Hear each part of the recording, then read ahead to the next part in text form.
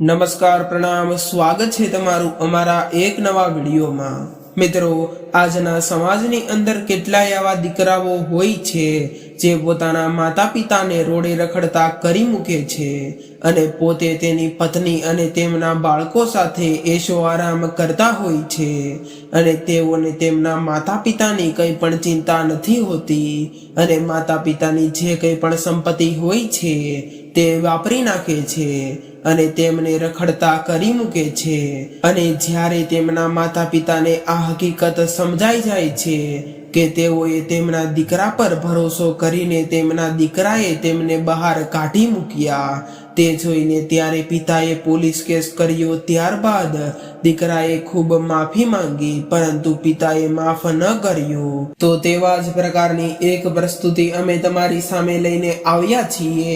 તો ચાલો તેને આપણે શરૂ કરીએ। તે પહેલા જે લોકો અમારી ચેનલ પર પહેલીવાર આવ્યા હોય તો ચેનલને સબસ્ક્રાઇબ કરી લેજો અને કોમેન્ટ બોક્સમાં હર હર મહાદેવ લખી દેજો।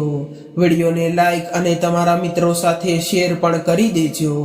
તો ચાલો આપણે શરૂ કરીએ। બાબુભાઈ આજે આખા અઠવાડિયા પછી ઘરે પરત ફરી રહ્યા હતા। ટ્રેનમાં બેઠા હતા અને ટ્રેનનો અવાજ છૂક છૂક આવી રહ્યો હતો। તે એકલા છે તેમના ઘર બાજુ જઈ રહ્યા હતા। આ એવો તેમની સાથે પહેલીવાર કિસ્સો બન્યો હતો કે તેઓ એકલા જ ટ્રેનની મુસાફરી કરતા હોય, નહીતર તેમના ધર્મપત્ની રાધિકાબેન તેમને સાથ આપતા હતા। પરંતુ આ વખતે રાધિકાબેનને જોવાનું ઓછું થવાને લાગ્યું હતું, જેને કારણે તેમનો દીકરો તેમને હોસ્પિટલે સારવાર કરાવવા માટે લઈ ગયો હતો। પછી ટ્રેન થોડી વાર માટે સ્ટેશન પર ઊભી રહી। બાબુભાઈ સ્ટેશન પરથી કંઈક લેવા માટે નીચે ઉતર્યા। જ્યારે તેઓ નીચે ઉતર્યા તેમની નજર રેલવે સ્ટેશનની બેન્ચ પર બેઠેલી લગભગ 70 વર્ષની વૃદ્ધ મહિલા પર પડી। એ વૃદ્ધ મહિલા આવતી જતી હતી અને બધાને પૂછતી હતી કે મારો દીકરો ક્યાં છે, પણ તેનો પુત્ર આટલી ભીડમાં ક્યાંય દેખાતો ન હતો। બાબુભાઈને થોડી વાર એવું લાગ્યું કે જાણે તે તેને જાણે છે। પછી વિચાર્યું કે રાધિકાબેન હોસ્પિટલમાં તેમની આંખોની સારવાર કરતા હશે, તેમના પુત્ર અને પુત્રવધુ રાધિકાબેનની સારવાર કરાવતા હશે। ભગવાનનો આભાર છે કે તેમના બાળકો આવા નથી। ભગવાનનો આભાર માનતા અને મનમાં હજારો વિચારો સાથે બાબુભાઈ આગળ વધી રહ્યા હતા। જેમ જેમ તે સ્ત્રીની નજીક આવ્યા કે તરત જ તેના પગ નીચેથી જમીન સરકી ગઈ કે જાણે તેની આંખો સામે અંધકાર છવાઈ ગયો હોય તેમ અંધારું થઈ ગયું। ત્યારે બાબુભાઈને ઝડપથી હૃદયમાં ધબકારા વધી રહ્યા હતા। આ વૃદ્ધ મહિલા બીજું કોઈ નહીં પરંતુ તેમના પત્ની રાધિકાબેન હતા।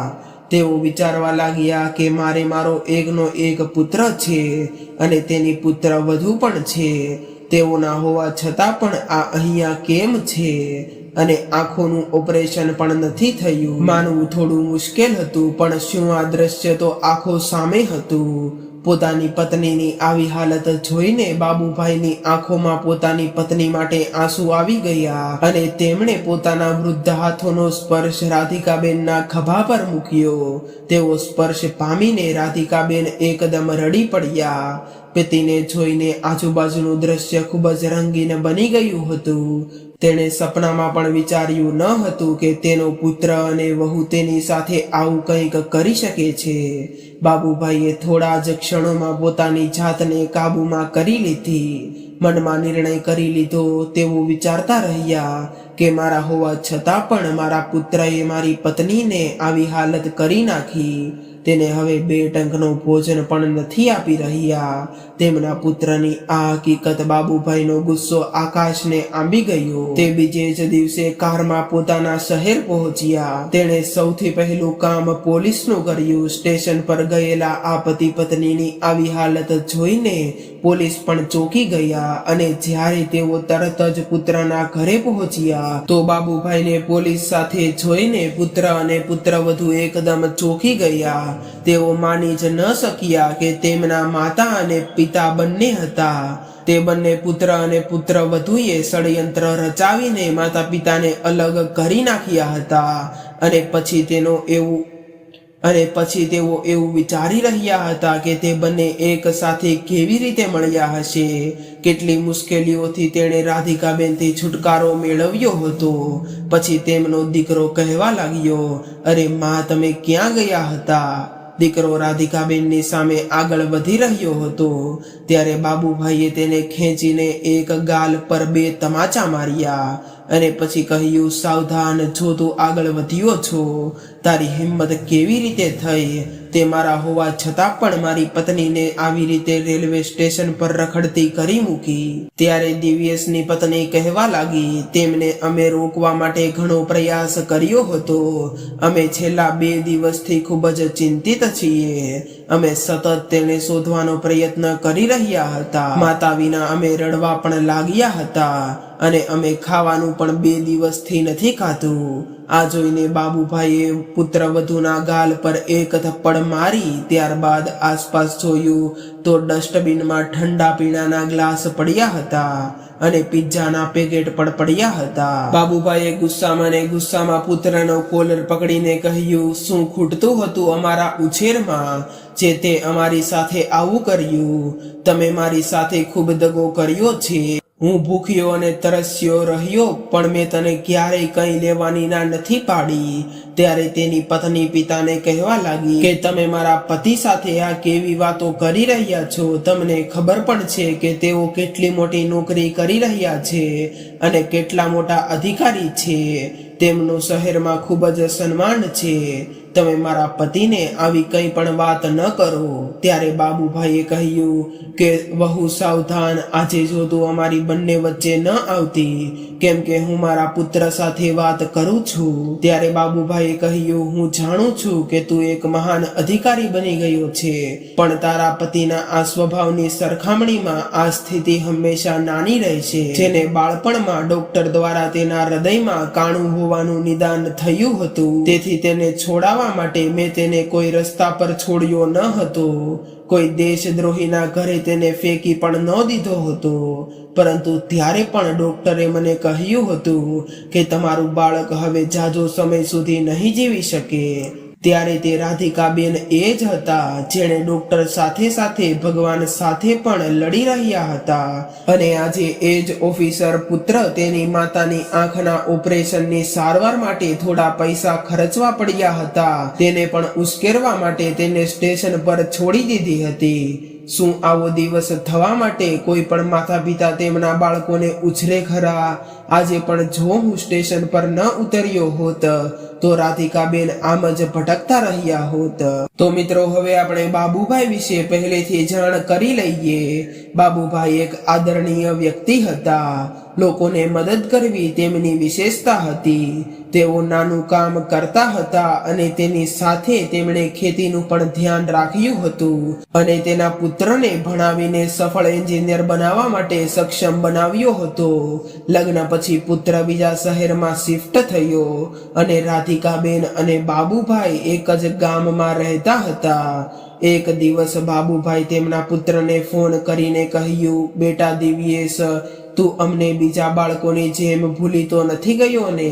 જ્યાં સુધી અમે તને સાચવ્યો છે ત્યાં સુધી તે તું અમને ફોન કરતો હતો.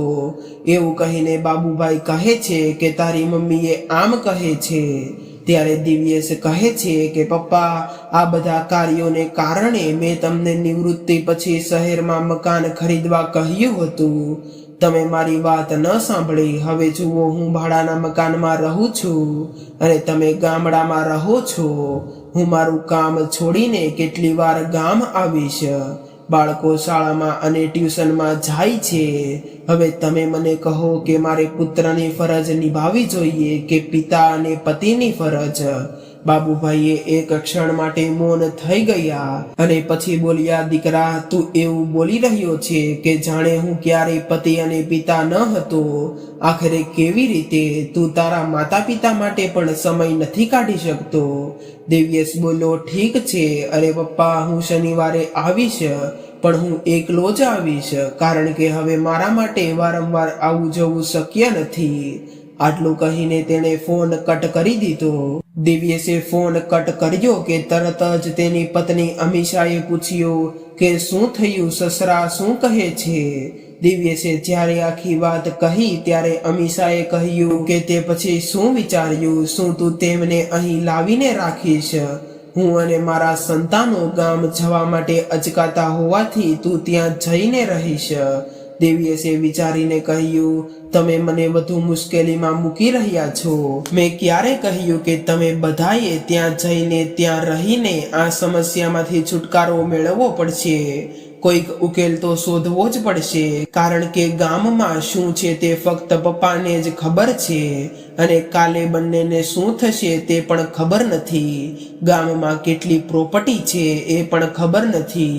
આ બધું સૂતા સૂતા દિવ્યેશ મનમાં પ્લાનિંગ કરી રહ્યો હતો. તે 2 દિવસ પછી નીકળી ગયો. દિવ્યેશ તેના ગામ પહોંચ્યો ત્યારે તેમના પુત્રને જોઈને માતા પિતાની આંખો ચમકી ગઈ. માતાએ આગળ વધીને તેમના પુત્રને ગળે લગાવ્યો. દિવ્યેશ બોલ્યો, માં તમે શું કરો છો? જુઓ તો ખરા તમારા હાથ કેટલા ગંદા હતા. મારા બધા કપડાં બગાડી નાખ્યા. દિવ્યેશને રાધિકાબેને કહ્યું, મારા લાલ, ધરતીની ધૂળથી કપડાં ગંદા નથી થતા, પરંતુ ચોખ્ખા થાય છે. તને યાદ છે જ્યારે તું કાદવમાં રમીને આવતો અને મારા ખોળામાંથી તારો ચહેરો લૂછતો હતો? ત્યારે દિવ્યેશે કહ્યું, શું તું મારો બદલો લઈ રહી છે? ત્યારે રાધિકા બહેને કહ્યું, ના ના, તું એકદમ ખોટું વિચારી રહ્યો છો. ત્યારે બાબુભાઈ કહે છે કે આપણો પુત્ર હવે બાળક નથી પરંતુ મોટો થઈ ગયો છે. હવે તેને તારા ખોળાની જરૂર નથી પરંતુ ખુલ્લા આકાશની જરૂર છે. હજી તે હમણાં જ આવ્યો છે, તે માટે તું તેના માટે કંઈક ખાવાનું બનાવ. રાધિકાબેન જતા જ બાબુભાઈ બોલ્યા, તને માતાના પ્રેમની કિંમત નથી એટલે જ તું એટલા દિવસ પછી આવ્યો છો. ત્યારબાદ દિવ્યેશ બોલ્યો કે પપ્પા, તમે બંનેએ શું નક્કી કર્યું છે કે તમે બંને ગામડામાં રહેશો કે શહેરમાં? કારણ કે શહેરમાં મારું કામ વધી રહ્યું છે, તેથી પરિવાર માટે સમય કાઢવો ખૂબ મુશ્કેલ છે. તેથી અહીં આવવું શક્ય નથી. પછી રાધિકાબેન પુત્રની મનપસંદ કઢી, ભાત અને પકોડા લઈને આવ્યા. દિવ્યેશે કહ્યું, માં હું આ બધી વસ્તુઓ નથી ખાતો.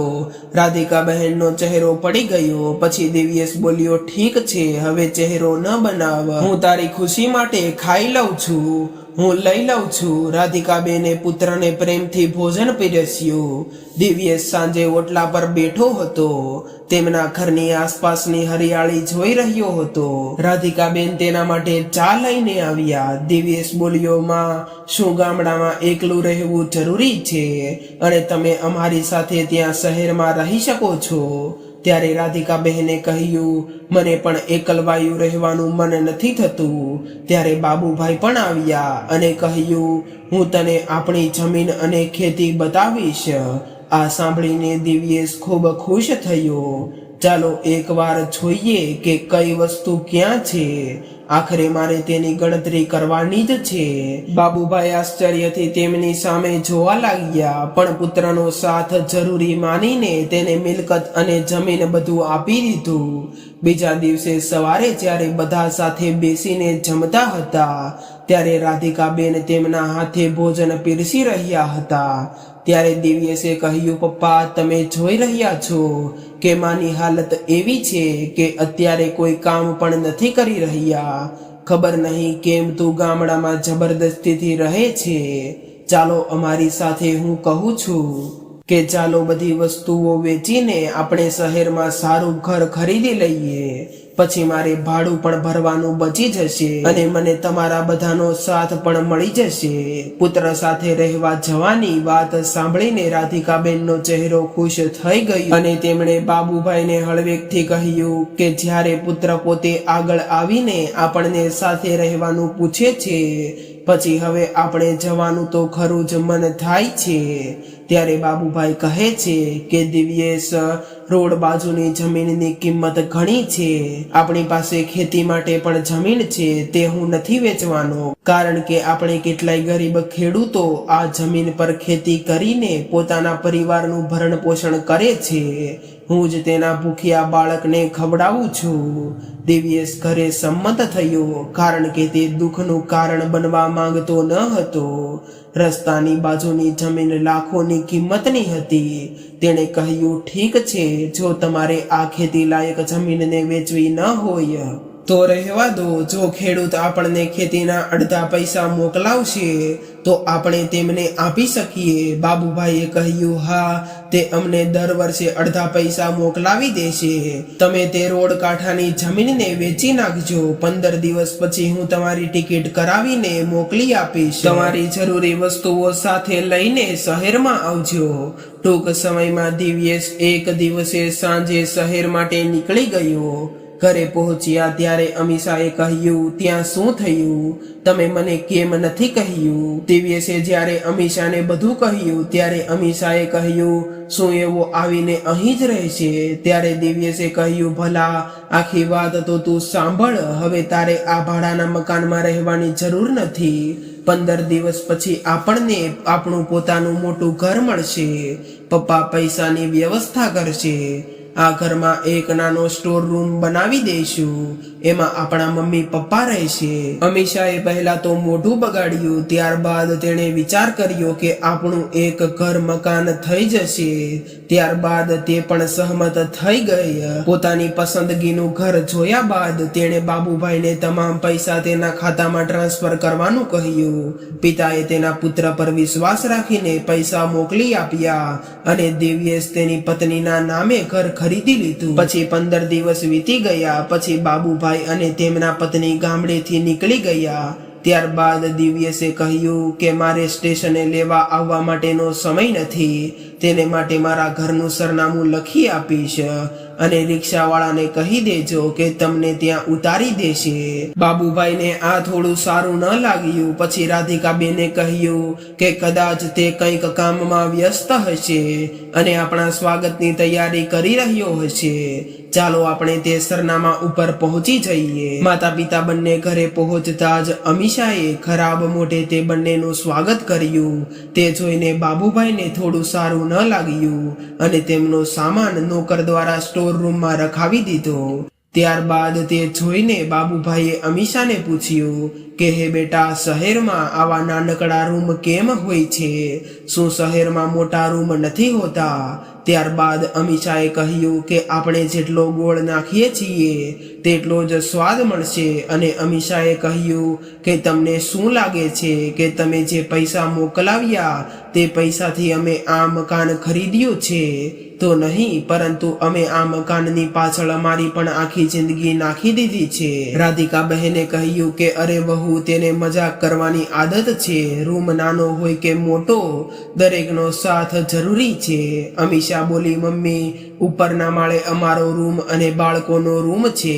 નીચે તમારો અને એક ગેસ્ટ રૂમ છે.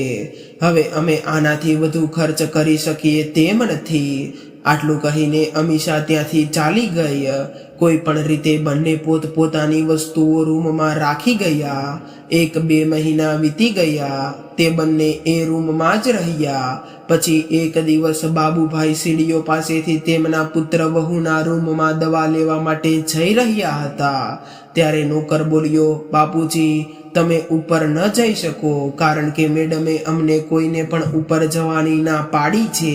તમારે જે જોતું હોય તે અમને કહી શકો છો.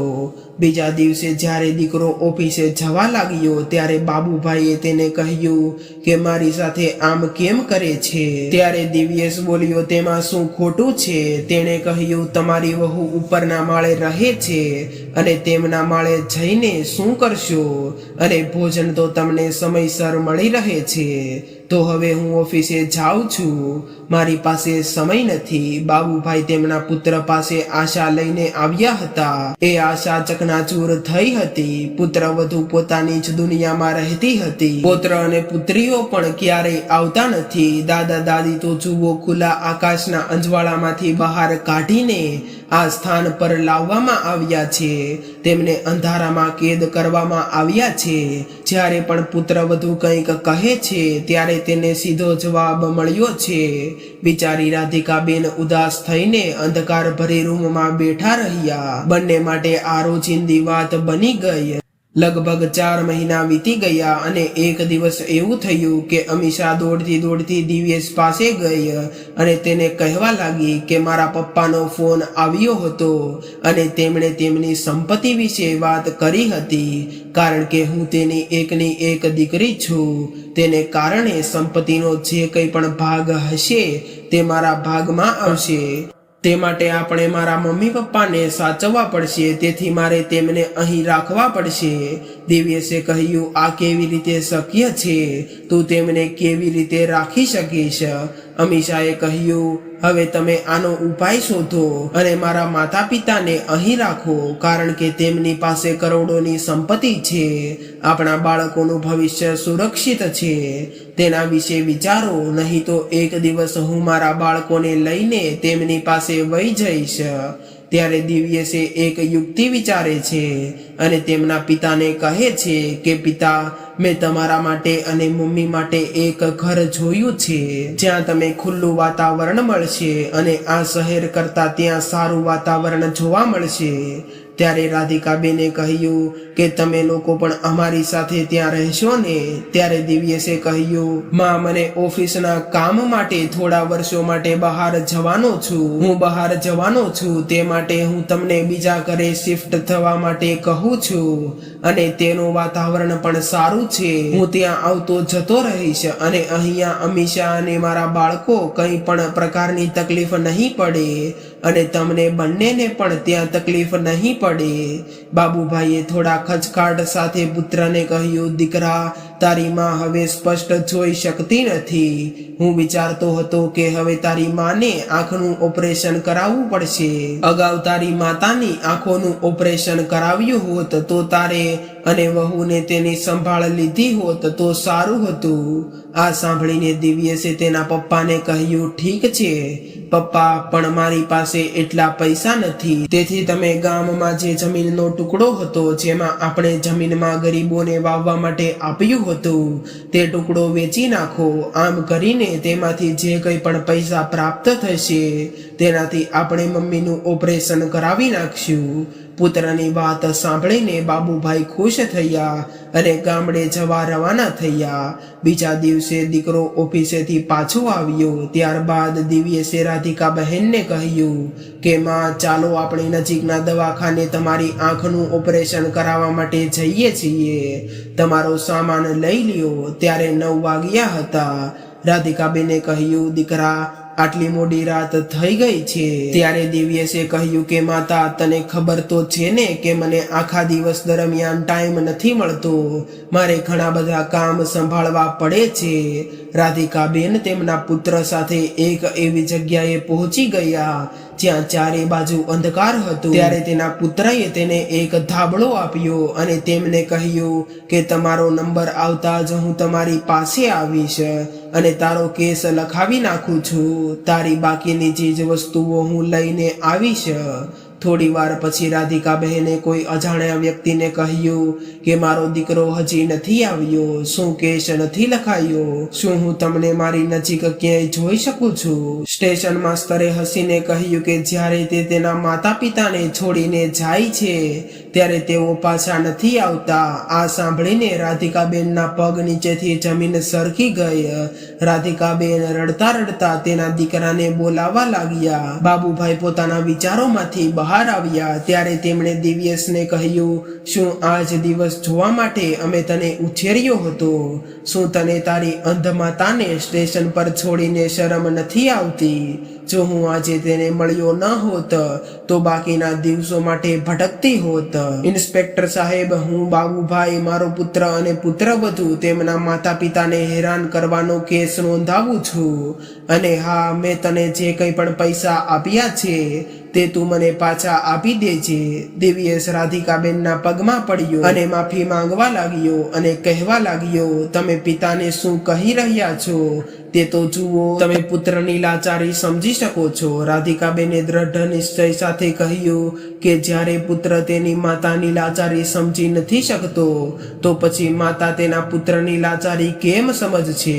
હું કોઈની માતા નથી, પણ બાબુભાઈની પત્ની છું. હું જાતે તમારા જેવા બાળકોનું બલિદાન આપું છું. આટલું કહીને રાધિકાબેન બાબુભાઈ પાસે ગયા અને બોલ્યા, ઇન્સ્પેક્ટર સાહેબ, આજથી બંનેને દૂર લઈ જાવ. અમારે બંનેને કોઈ લેવા દેવા નથી. પુત્ર અને પુત્રવધુઓ બાબુભાઈને સામે પડતા રહ્યા, પરંતુ બાબુભાઈ માન્યા નહીં. 2 દિવસ પછી પુત્રએ તેના પૈસા પરત કરી દીધા. તે તેની પત્ની સાથે ગામડે પાછા આવ્યા અને ફરીથી તેમની કમાણી કરવા લાગ્યા. એ જ ખેતી કરીને જીવે છે. તે થોડી મહેનત કરે છે તો શું, કામથી કામ કરીને તો જીવન તો જીવે છે ને. તો મિત્રો, આ સાથે આપણો આજનો વિડીયો અહીંયા પૂર્ણ થાય છે. તો તમને આ વિડીયો અને આ સ્ટોરી પસંદ આવી હોય તો અમારી ચેનલને જરૂરથી સબસ્ક્રાઇબ કરી લેજો. કોમેન્ટ બોક્સમાં હર હર મહાદેવ લખવાનું ભૂલતા નહીં. વિડીયોને લાઈક અને તમારા મિત્રો સાથે શેર કરજો. ફરી મળીશું એક આવા જ નવા વિડીયો સાથે. ત્યાં સુધી સૌને હર હર મહાદેવ.